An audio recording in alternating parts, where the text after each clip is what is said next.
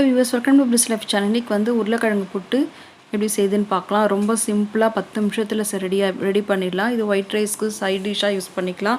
காரக்குழம்புக்கு, தக்காளி சாதத்துக்கு ரொம்ப நல்லாயிருக்கும். இதுக்கு வந்து ஒரு 4-5 உருளைக்கிழங்கு வேக வச்சு தோல் உரித்து எடுத்திருக்கேன். இப்போ வெங்காயம், பச்சை மிளகா, பூண்டுலாம் கட் பண்ணி வச்சுருக்கேன். இப்போ கடாய் எண்ணெய் சூடாகிட்டுருக்குது. இப்போது கடுகு, சீரகம் போட்டு பொரிய விட்டுக்கலாம். எண்ணெய் சூடானதும் இது பொரிஞ்சதுக்கப்புறமா உளுத்தம்பருப்பு, கடலைப்பருப்பு ஒரு ஸ்பூன் எடுத்திருந்தேன். அதையும் போட்டு கோல்டன் ப்ரௌன் கலர் வந்த பிறகு பொடியாக கட் பண்ண வெங்காயம், பச்சை மிளகா, கருவேப்பிலை சேர்த்துக்கலாம். பூண்டு வந்து ஒரு 5-6 பல் சேர்த்துருந்தேன். பச்சை மிளகா 4, ஒரு இனுக்கு கருவேப்பிலை. அது வதங்கினதுக்கப்புறமா ஒரு பெரிய வெங்காயம் பொடிசாக கட் பண்ணி வச்சுருந்தேன். அதையும் சேர்த்து நல்லா வதக்கி கொடுத்துக்கலாம். இது கண்ணாடி பதம் வந்து வதங்கின பிறகு இது நெக்ஸ்ட் இதில் சேர்க்க வேண்டிய பொருள் வந்து பெருங்காயம். இது வந்து உருளைக்கிழங்கு கேஸ் பண்ணாமல் இருக்கிறதுக்கு, வாயு பிடிப்பு வராமல் இருக்கிறதுக்காக பெருங்காயம் சேர்க்குறோம்.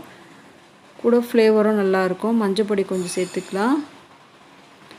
இது இப்போ வதங்கினதுக்கப்புறமா இந்த உருளைக்கிழங்கை கொஞ்சம் நல்லா மசிச்சு விட்டுக்கலாம். வேக வச்ச உருளைக்கிழங்கை நான் வந்து மஞ்சத்தூள் போட்டு கொஞ்சம் வேக வச்சுருந்தேன். நல்லா மசிச்சிட்ட பிறகு இந்த கடாயில் இந்த வெங்காயத்தில் தேவையான சால்ட்டு 1/4 டீஸ்பூன் சேர்த்துருந்தேன். இது கலந்து கொடுத்துட்டு அந்த சால்ட் ஈவனாக பேலன்ஸ் ஆகிறதுக்கு கொஞ்சமாக தண்ணி சேர்த்துக்கலாம், ஒரு 1/4 டம்ளர் அளவுக்கு. அப்போ தான் வந்து சால்ட் ஈவனாக மிக்ஸ் ஆகும். இல்லைனா ஒரே சைடாக ஒட்டிட்ட போல் டேஸ்ட் வந்து கொஞ்சம் இதுவாக இருக்கும். நல்லா போட்டு கலரி கொடுத்துடலாம் உருளைக்கிழங்கு.